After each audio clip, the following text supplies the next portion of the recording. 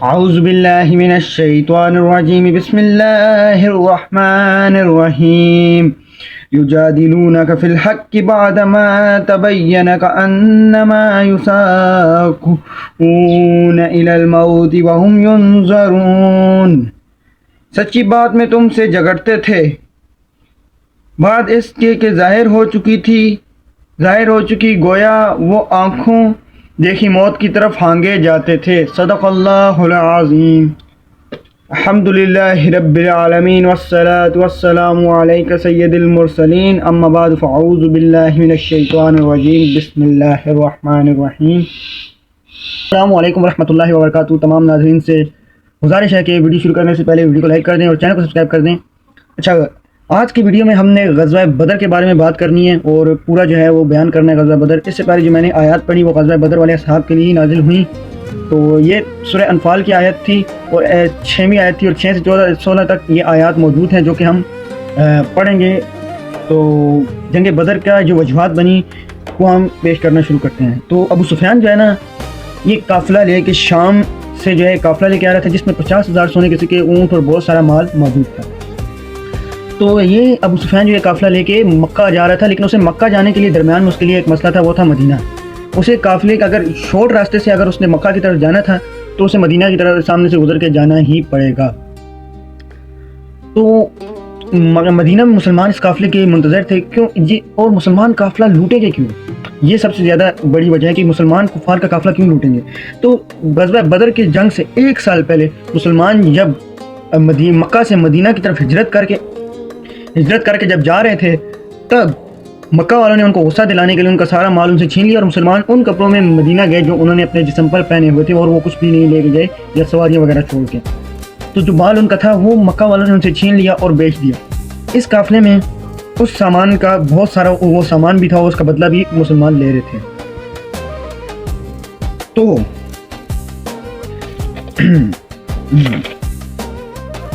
تو ابو سفیان کو یہ بات جو ہے پتہ تھی، تو اس نے قافلے کا راستہ تبدیل کر لیا۔ مسلمان جہاں پہ منتظر کھڑے تھے اس سے تھوڑا سا دور یا بہت زیادہ دور سے، مطلب لمبا راستہ اختیار کیا، اور ایک پیغام رساں مکہ والوں کی طرف بھیجا، ایک خط پیغام رساں قاصد جو ہے مکہ کی طرف بھیجا۔ وہ قاصد جب خانہ کعبہ کے قریب پہنچا تو اس نے اپنے اونٹ کے ناک اور کان کاٹ دیے، اور اپنے کپڑے پھاڑ کر زور زور سے بولنے لگا کہ مسلمانوں نے جو ہے وہ قافلہ لوٹنے کے لیے جو ہے وہ منصوبہ بندی کی ہوئی ہے۔ تو ابو جہل نے اسے مسلمانوں کی تعداد پوچھی، تو اس نے کہا کوئی 313 لوگ ہوں گے۔ پھر اس نے پوچھا کہ مسلمانوں کے پاس گھڑ سوار لشکر کتنے؟ تو انہوں نے کہا کوئی 2 گھڑ سوار ہوں گے، 2 گھوڑے ہوں گے۔ اور مسلمانوں کے پاس ابو جہل نے پوچھا کہ اونٹ کتنے ہیں؟ تو اس نے کہا کوئی 70 اونٹ ہوں گے۔ تو ابو جہل نے کہا ہم 1000 لوگ، یعنی کہ مسلمانوں سے 3 گنا زیادہ بڑا لشکر لے کے جائیں گے، اور 70 گھوڑے لے کے جائیں گے، 70 گھوڑ سوار لے کے جائیں گے، اور 170 اونٹ لے کے جائیں گے، یعنی کہ ہر چیز میں مسلمانوں سے ٹرپل، اور گھوڑوں میں تو 100 گنا زیادہ۔ لیکن اس دوران جو ابو سفیان کا قافلہ تھا وہ صحیح سلامت مکہ پہنچ گیا۔ تو مکہ کے دوسرے سرداروں نے کیا کیا، اب ہمیں جنگ لڑنے کی کیا ضرورت ہے، قافلہ تمہارا صحیح پڑ گیا۔ تو ابو جہل کہنے لگا کیوں نہیں ضرورت ہے، ہم جنگ لڑیں گے، ہم جب اس کے بعد مسلمان کو ختم کریں گے، کیونکہ ہمارے فیوچر میں بھی قافلے ہیں کہ مسلمان ان کو بھی لوٹ سکتے ہیں، ابو جہل کا کہنا۔ تو حضرت محمد صلی اللہ علیہ وسلم نے بدر کے میدان میں جو پہلا کنواں تھا اس کے پاس اپنی فوج کو منظم کیا۔ تو ایک صحابی نے آ کر آپ صلی اللہ علیہ وسلم سے کہا کہ یہ جو آپ نے فوج کو یہاں پہ پڑاؤ ڈالنے کا حکم دیا ہے، کہ کیا آپ نے اللہ کے حکم سے دیا ہے یا مشورے سے دیا ہے؟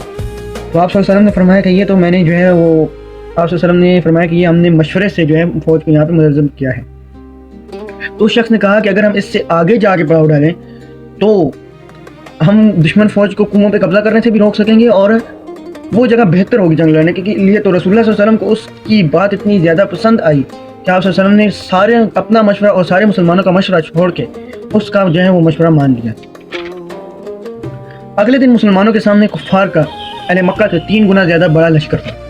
مسلمان صرف 313 تھے اور کافر 1000 تھے۔ یہ میں بار بار اس لیے کہہ رہا ہوں کہ یہ امپورٹنٹ پوائنٹ ہے۔ مسلمانوں کے سامنے 3 گنا زیادہ بڑا لشکر تھا۔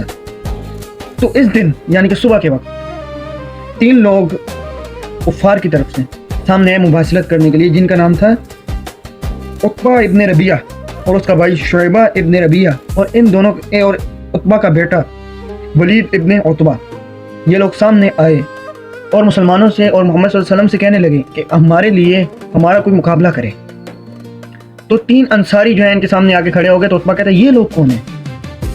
ہمیں ہمارے جو برابر کے لوگ ہیں ان سے جو ہے وہ جنگ لڑنی ہے.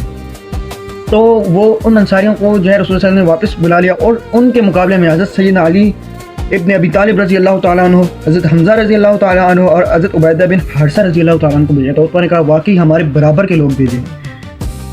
تو اس کے بعد جنگ شروع ہوئی، ان کے درمیان مباحثت شروع ہوئی اور عتبہ اور اس کا بیٹا ربیعہ اور عتبہ اور اس کا بھائی شیبہ اور اس کا بیٹا ولید مارے گئے اور حضرت علی، حضرت حمزہ جو ہے وہ درست تھے اس جنگ میں اور حضرت عبیدہ ابن حارثہ رضی اللہ تعالیٰ عنہ کو تلوار کے کچھ زخم لگے، وہ زخمی ہوئے. اس کے بعد مباحثت کے بعد جنگ شروع ہوئی اور محمد صلی اللہ علیہ وسلم کی قیادت پر مسلمانوں نے کہا کہ ہم اپنی ہی جگہ پر رکے رہیں گے اور ابو جہل کا لشکر کو کہا کہ ہم یہیں پہ رکیں، آپ لوگ جو ہے ہم پر حملہ کریں. تو ابو جہل نے اپنی فوج کا حملہ کرنے کا حکم دیا کیونکہ اس کا خیال یہ تھا کہ 2-4 منٹ کا کام ہے، ختم کرتے ہیں اور یہاں سے نکلتے ہیں. لیکن مسلمان دفاعی پوزیشن میں اتنے مضبوط تھے کہ ابو جہل نے پہلا حملہ کیا تو مسلمان اتنی مضبوطی سے اپنی جگہ پہ کھڑے ہوئے تھے کہ کفاروں نے حملہ کیا اور واپس بھاگ گئے. پھر دوسرا حملہ کیا اور یہ حملہ سب سے امپورٹنٹ حملہ، کفار نے پھر حملہ کر دیا. اس حملے میں جنگ دوبارہ شروع ہوئی مسلمانوں کے تو حضرت بلال رضی اللہ تعالیٰ عنہ کا فرمان ہے، آپ رضی اللہ تعالیٰ نے فرمایا کہ اگر میں نے امیہ کو قتل نہ کیا یا امیہ آج مجھ سے بچ نکلا تو میں آخرت میں عذاب سے کیسے بچ سکوں گا. تو امیہ کو حضرت بلال رضی اللہ تعالیٰ عنہ نے قتل کیا اور ابو جہل بھی اس دوران مارا گیا. ابو جہل کو روایات کے مطابق ابو جہل کو دو چھوٹے بچے تھے، انہوں نے گرایا اور عبداللہ ابن مسعود رضی اللہ تعالیٰ عنہما نے ابو جہل کے گلے پہ تلوار چلائی اور ابو جہل جو ہے وہ قتل ہو گیا. تو اس سب کو دیکھ کے کفار کا جو ہے وہ حوصلہ ٹوٹ گیا اور وہ واپس بھاگنے لگے. اور اس کے بعد جب وہ واپس بھاگنے لگے تو رسول اللہ صلی اللہ علیہ وسلم نے حکم دیا مسلمانوں کے اب ہم لوگ حملہ کریں گے کیونکہ ان کا حوصلہ جو ہے وہ ٹوٹ چکا ہے، ابھی اور نہیں لڑیں گے. اور مسلمانوں نے حملہ کیا اور وہ سب بھاگنے لگے، کچھ مارے گئے اور بہت سارے قیدی بھی بنے. جب یہ لوگ مکہ والے مسلمانوں کے خاتمے اور مکہ والے جو تھے نا وہ مکہ میں بیٹھ کے یہ سوچ رہے تھے کہ بہت جلد ان کا لشکر جیت کی خوشخبری لے کے آئے گا اور مسلمانوں کے خاتمے کا اور اپنی جیت کا انتظار کر رہے تھے، کیونکہ مکہ کو پچھلے 60 سال میں کوئی بھی شکست، کوئی بڑی یا چھوٹی شکست ہوئی ہی نہیں تھی. اور مکہ والے پورے عرب میں اس بات سے مشہور تھے کہ انہوں نے اس سے پہلے 50 سال پہلے ابرا کے 60,000 کے لشکر کو بھی شکست دی. وہ تو اسی طرح مشہور تھے لیکن اللہ تعالیٰ نے انہیں ایک معجزے کے ذریعے شکست دی تھی. مکہ والوں نے شکست نہیں دی تھی لیکن مکہ والوں نے بعد میں کریڈٹ لے لیا تھا کہ ہم نے شکست دی، اسی لیے مکہ والے جو ہے وہ جیت کا انتظار کر رہے تھے. تو جب یہ لوگ بھاگ کر جو ہے مکہ پہنچنے شروع تو ان لوگوں نے یقین نہیں کیا کہ ہم لوگ جنگ ہار چکے ہیں، لیکن آہستہ آہستہ ان کو یقین ہو گیا کہ ہم مسلمانوں سے یہ جنگ اور اپنی عزت ہمیشہ کے لیے ہار چکے ہیں. اور ہم اس کے بعد محمد صلی اللہ علیہ وسلم مکہ میں ایک عظیم لیڈر اور اللہ کے اور سچے رسول، یہ ویسے سچے رسول تھے لیکن مکہ والوں نے زیادت ہے اور عرب والوں نے زیادت ہے. اس کے بعد جو ہے وہ حضرت محمد صلی اللہ علیہ وسلم پر یقین کرنا شروع کیا کہ کیسے آپ صلی اللہ علیہ وسلم نے اپنے سے 3 گنا زیادہ بڑے لشکر کو شکست دی. غزوہ بدر میں 14 مسلمان شہید ہوئے اور جن میں سے 6 مہاجرین تھے اور 8 انصار تھے اور 70 کے قریب زخمی ہوئے اور ان میں سے زیادہ تر کو ہلکی پھلکی زخم لگے تھے جیسے جنگ میں لگ جاتے ہیں. اور کافروں کے 70 مارے گئے اور 70 جو ہے وہ جنگی قیدی بنے. اس کی تعداد جو ہے وہ مختلف بھی ہو سکتی ہے.